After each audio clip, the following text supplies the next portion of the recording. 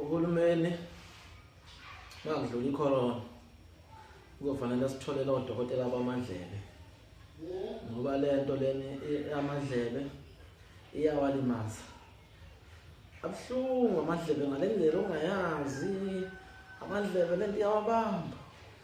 Uhulumeni siyacela sitholele odokotela abazokwenza ukuthi lento le amadlebe ethu ibe right emva kwecorona. Yebo siyavuma iyasisiza yona iyasivikela kodwa amadlebe iyawalimaza. Kumanje nje angifisi lutho la.